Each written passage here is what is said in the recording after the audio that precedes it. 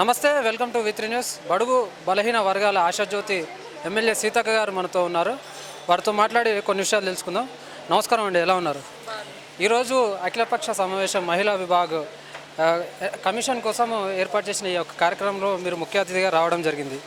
ఈ యొక్క కార్యక్రమానికి మీ మద్దతు ఏ విధంగా ఉండబోతుంది? తప్పకుండా ఈ రాష్ట్రంలో వాస్తవానికి తెలంగాణ వచ్చిన తర్వాత తెలంగాణ గడ్డ మీద ఎక్కడైతే అణచివేత జరుగుతుందో దానికి వ్యతిరేకంగా జరిగినటువంటి పోరాటాలు అనేకం ఉన్నాయి. కానీ కేసీఆర్ గారు ఎప్పుడైతే ప్రభుత్వంలోకి వచ్చారో మహిళల్ని రెండో శ్రేణి పౌరులుగా చూసేటువంటి విధానం, ఒక ఫ్యూడల్ మెంటాలిటీతో మహిళలకు ఎందుకులే ఈ నిర్ణయాత్మక భాగస్వామ్యం అనే విధంగా తొక్కిపట్టడం. లాస్ట్ 5 ఇయర్స్లో అసలు మహిళల యొక్క భాగస్వామ్యం లేకుండానే క్యాబినెట్ నడిచింది. ప్రతిపక్షాల యొక్క పోరాటం, మహిళల యొక్క ఒత్తిడి మేరకు అది వాళ్ళ పర్సన్స్కే ఇచ్చుకుంటారు పదవులు, మాకేం కాదు. మన బయట లోకానికి ఇండిపెండెంట్ ఉద్యమాల అంటే మహిళల కోసం ఉద్యమించేటువంటి వాళ్ళకేం ఇవ్వరు. కానీ వాళ్ళ పార్టీలో ఇచ్చేటువంటి వాళ్ళ కోసం కూడా మహిళల కోసం కొట్లాడింది బయట పార్టీల వాళ్ళే. ఈరోజు మహిళా కమిషన్ కూడా ఏదో ఇండిపెండెంట్ పర్సన్కి ఏమి ఇవ్వరు, వాళ్ళ పార్టీ పర్సన్కే ఇస్తారు. కనీసం మహిళలకు ఎక్కడైనా సమస్యలు వస్తే ఎక్కడ చెప్పుకోవాలో కూడా తెలియనటువంటి పరిస్థితి ఉంది. గవర్నర్ గారి దగ్గరికి వెళ్దామంటే వారు పర్మిషన్ ఇవ్వరు. మరి ఎక్కడికి వెళ్ళాలి? ముఖ్యమంత్రి గారు అసలే అవకాశం ఇవ్వరు. కాబట్టి 7 సంవత్సరాలు అవుతుంది ఇప్పుడు తెలంగాణ వచ్చి, ఈ ప్రభుత్వం వచ్చి మహిళా కమిషన్ అనేది లేకపోవడం. అంటే ఈ తెలంగాణలో మహిళా కమిషన్కు బాధ్యత నిర్వర్తించేంత కేపబిలిటీ ఉన్నటువంటి ఉమెన్స్ ఎవరు కనబడడం లేదా? వాళ్ళ కూతురు లేక వాళ్ళ ఫ్యామిలీ మెంబర్స్ తప్ప ఇంకెవరు లేరా? అందుకనే ఖచ్చితంగా మహిళా కమిషన్ అనేది మా హక్కు.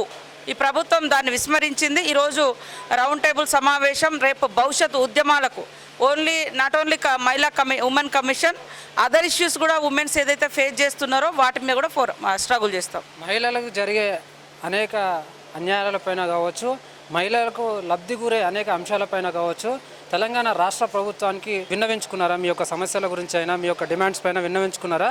వాళ్ళు ఏ విధంగా మీకు రెస్పాండ్ అయ్యారు? అసలు ముఖ్యమంత్రి గారు ఎవరినైనా కలిసే పరిస్థితి ఉందా? ఇక మహిళా మంత్రులు ఉన్నారు కానీ ఇంకా వాళ్ళు కూడా ఎవరికి ఏమి అవకాశాలు ఇస్తారో తెలియదు. కాబట్టి మహిళా కమిషన్ అనేది it is a constitutional right for women. కాబట్టి అది రాజ్యాంగ హక్కు. ఆ హక్కును ఈ ప్రభుత్వం విస్మరించింది. కాబట్టి మేము రాజ్యాంగబద్ధంగానే పోరాడుతున్నాం. ఆల్ పార్టీస్ ఎవరెవరైతే కలిసి వస్తారో ఉమెన్స్ వాళ్ళందరితో కలిసి ఒక విశాలమైనటువంటి మహిళా కమిషన్ కోసం మహిళా ప్రజా ఉద్యమాన్ని నిర్మిస్తాం. మేము రకరకాల ఒత్తిడి చేస్తున్నాం. మేము ఒత్తిడి చేయాల్సిన అవసరం ఏముంది?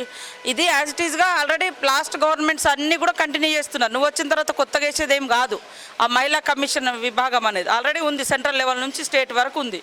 దాన్ని విస్మరించి కేవలం అన్ని రైట్స్ వాళ్ళ కంట్రోల్లో పెట్టుకొని మేము మాత్రమే, ఇంకొక లీడర్స్, ఉమెన్ లీడర్స్ ఎవరు కనబడకూడదు, అన్నీ మా కుటుంబాలు, మా బిడ్డలు, మా వాళ్ళు ఉంటే సరిపోతుంది అనేటువంటి యాంగిల్ ఏదైతే ఉందో అది చాలా బ్యాడ్, అది కరెక్ట్ కాదు. కాబట్టి ఖచ్చితంగా పోరాడతాం. ఈ రోజు నుంచి దీనికి ఇంకా నాంది, మా పోరాటానికి ఇది ఒక నాంది కాబోతుంది. కలిసి వచ్చేటువంటి మహిళలు రాజకీయాలకు అతీతంగా ఒక ఉద్యమాన్ని, ఇక్కడ మహిళా ఉద్యమాన్ని నిర్మించాల్సిన ఆవశ్యకత ఉంది. ఈరోజు ఈ రౌండ్ టేబుల్ సమావేశం దానికి పునాదేస్తుంది. పరువు హత్య కేసుల పైన కావచ్చు, ఇటు చూసుకున్నట్టయితే పుత్రశోకం మిగులుతుంది, ఇటు చూసుకున్నట్టయితే ఆడవారు అన్యాయం అయిపోతున్నారు. దానిపైన మీరు ఏం మాట్లాడతారో, రాష్ట్ర ప్రభుత్వం కానీ ఎటువంటి చర్యలు తీసుకోవాలి ఈ విషయంలో మీరు? తెలంగాణ రాష్ట్ర ప్రభుత్వం కేసీఆర్ గారు ముఖ్యమంత్రి అయిన తర్వాత పరువు హత్యలు అనేవి చాలా పెరిగినాయి. అదేవిధంగా దళితుల మీద దాడులు పెరిగినాయి, గిరిజనుల మీద దాడులు పెరిగినాయి.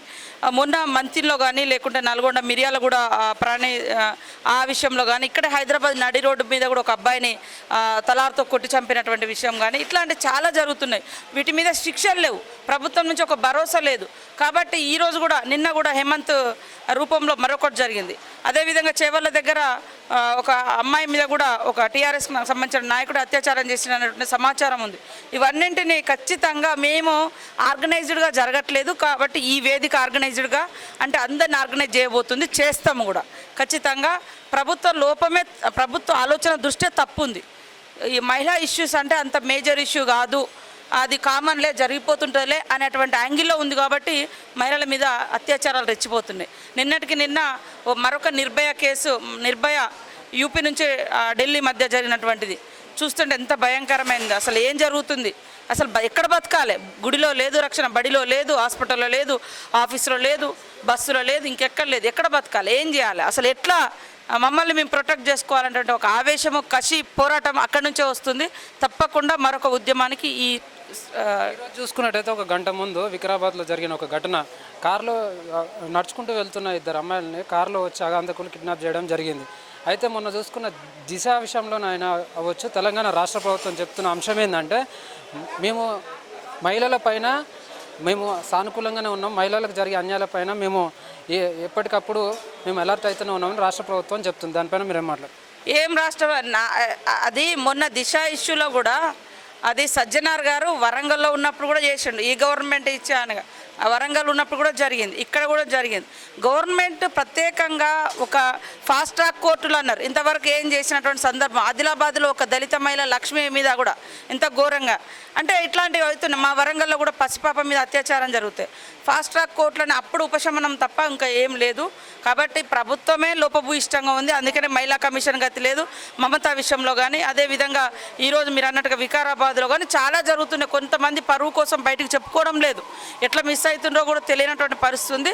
వాస్తవానికి మా లోపాలు కూడా ఉన్నాయి. ఎందుకంటే ప్రభుత్వాల మీద ఒత్తిడి చేయాలి. మేము కూడా ఖచ్చితంగా ఆ పోరాటాన్ని ఉధృతం చేయాల్సిన అవసరం ఉంది. మహిళా లోకం రోడ్ల మీదకి రావాల్సిన అవసరం ఉంది.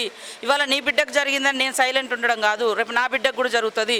అందరి మహిళల యొక్క ఆక్రోషంగా ఈ మహిళల మీద జరుగుతున్న అత్యాచారాలకు వ్యతిరేకంగా, దాడులకు వ్యతిరేకంగా పోరాటం చేయాలి. చివరిగాక మహిళా పోలీస్ స్టేషన్లో కూడా వాళ్ళ సమస్యలు ఏమైనా చెప్పుకుందాం అనుకుంటే అక్కడ పోతే మొత్తం మేల్ ఆఫీసర్సే ఉన్నారు. దానిపైన మీరేం మాట్లాడతారు? మహిళా పోలీస్ స్టేషన్లు కొన్ని నామమాత్రం అవుతున్నాయి. రాష్ట్రంలో, దేశంలో మహిళా సర్పంచులు, మహిళా ప్రతినిధులు ఉన్నప్పుడు వాళ్ళ ఫీమేల్ డామినేషన్ ఎట్లుంటుందో పోలీస్ స్టేషన్లో కూడా అదే డామినేషన్ ఉంది. Because of it is a male domination society కాబట్టి అట్లా ఉంది. కాబట్టి పురుషులైనా కూడా మేల్ వాళ్ళు ఉన్నా కూడా మహిళల యొక్క సమస్యను సానుభూతి, ఎందుకంటే వాళ్ళు ఒక తల్లికి, ఒక బిడ్డకు తండ్రి, ఒక అన్నకు చెల్లి, అట్లాంటి పోస్టులలో ఉంటారు, పొజిషన్లో ఉంటారు. కాబట్టి అర్థం చేసుకోవాలి. ఖచ్చితంగా ఎవరికైతే స్పెసిఫిక్గా మనం ఆ స్టేషన్స్ పెట్టినామో వాళ్ళే అక్కడ బాధ్యత తీసుకుంటే న్యాయం జరుగుతుంది. ఇది సీతక్క మాటల్లో చెప్పిన అంశాలు. మహిళలకు జరుగుతున్న అనేక అన్యాయాలపైన కావచ్చు, మహిళలకు కావాల్సిన అనేక వసతులపైన కావచ్చు, ఈరోజు జరిగిన మహిళా విభాగ్ హక్కుల కోసం పోరాడే ఒక కార్యక్రమంలో ఎమ్మెల్యే సీతక్క గారు లేవనెత్తిన అంశాలు మనం చూసాం.